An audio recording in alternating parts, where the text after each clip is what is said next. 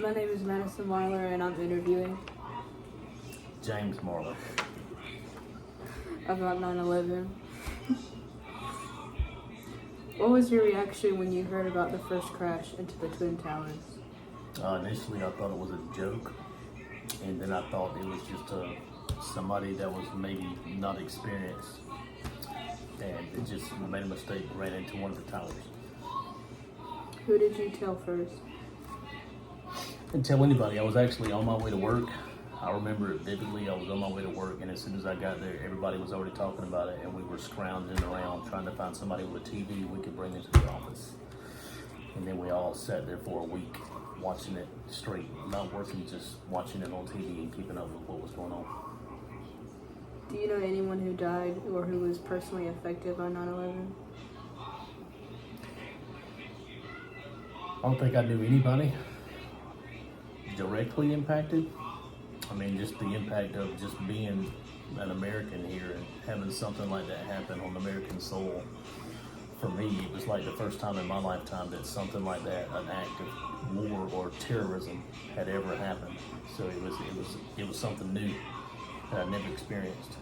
So, but I don't really know anybody personally impacted. No. You kind of already stated the answer, but what exactly were you doing whenever you heard of it? I was on my way to work. I was listening to the Bob and Sherry show, and they were just talking like normal. And then out of nowhere, they just said, "Oh, it looks like we just got word that somebody ran into the tower or crashed into one of the towers with their plane," and then just went straight back into what they were talking about. Like, it made it sound as if it was just a little, a small tragic mistake, or even a joke, or I wasn't really sure it was real until I got to work and everybody was talking about it. What images did you see on TV? By the time we got a TV in there, we actually saw where the towers started to fall. We seen the paper flying around everywhere. We seen everybody in dust, smoke, soot, and we saw images of people jumping from the building and falling to their death. For how long after the attacks did you hear about it? Probably years. I mean, even now, once in a while, like the movies that have come out and documentaries, you see it on social media here and there every year. At 9/11, we hear about it again, and you go back and revisit, watching videos, learning new things that you didn't know before as we find out more and more details. But I mean, it really hasn't truly gone away in my mind, to me. You already said that you first heard it when you were on a radio show, so I'm going to skip this question. But does 9/11, or how does it affect you today? I mean, really for me, it was more, like I said, as a grown-up, it was the first time I'd ever experienced something like that. And it was amazing how, like today, we have this big divide. You're either on the left or the right. And it's not easy to shift to get people to come together as one. And it's pretty unfortunate that something like that impacted us all, it really brought everybody together. I mean, because there's always been that divide, people over here, button heads. And it's sad that something that tragic is what it would take. That's the only thing I've seen in my lifetime, that it takes something like that where people are losing their lives. And it's our peers, people we all, just like us, that could just lose their life like that. And it kind of puts everything into perspective. Like, is it really worth having all this hatred towards one another and all this? It's not even healthy debate, all this arguing. It's not worth it. I mean, there's so much more to life than only focusing on the negatives and the disagreements, and not being willing to listen to your fellow man or woman and come together as one, because it's really what we should all be focusing on, is what we can do as one, and not this side and what we think and what we think. It shouldn't take something like that. And it was amazing to me that, I mean, you see it all over the news. People from opposing sides come together when something like that happens. It's almost like as a family, your brother gets on your nerves and you'll pick on them and you'll talk down to them and, you know, beat them up playfully.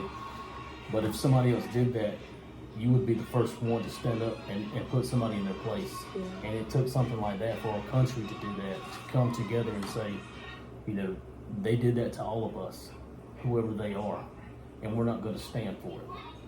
So, I mean, it was tragic, and it was very insightful to see that, one, it is possible for us to come together and be on the same page for once. And it's at the same time sad that, one, people lost their lives, but two, why did it have to go away? Why did we just allow things to shift back to your side, instead of moving forward as one, which what we all should be striving for as a country? Yeah, like we watched a documentary on this high school that was like 4 blocks away from the Twin Towers, and when they were evacuating their school and they're just trying to go home, which was like about an hour. They were like an hour away from home. And people, it was like in like an international school, like people who had like darker skin tones, even girls wearing hijabs, and then everyone was like, "Go back to your country. You're the terrorist doing all that." Like, you're more the bad guy just saying that. Like, just more hatred, like just because of that one thing. Yeah, you can't put hatred or blame or anything like that on a set of people that might have some similarities.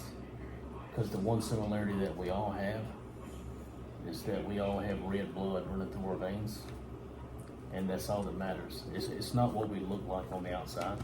It's about how we carry ourselves and how we treat everybody. And then for a brief moment, like I said, all that hatred, that prejudice, it just went away. Finally, for a moment in time, we were all one. We were just Americans, all hurting and mourning and in shock together. And again, like he pointed out, we quickly went right back to our sides. I mean, we should be focusing on good things that happen that can bring us together like that, rather than people losing their lives and us realizing what's important. Are there any other stories that you'd be willing to share? I mean, that's basically what I've said is it. I mean, it just reinforced my own beliefs by judging people and how wrong it is. I think we are all victim of that.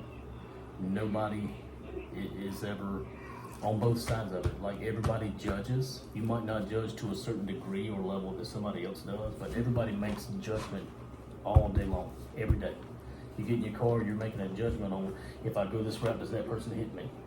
Or you have people that's making judgment off of the way somebody looks, or whatever their mate or boyfriend or girlfriend or what they identify as. I mean, all these things that go on today, at the end of the day, it doesn't matter. We're all human beings. We all have a heart that pumps blood through our bodies and keeps us alive. And we allow stupid, very stupid, immature, ignorant things get in the way of that, of everybody being happy. And it just reinforced that that's what's important in life.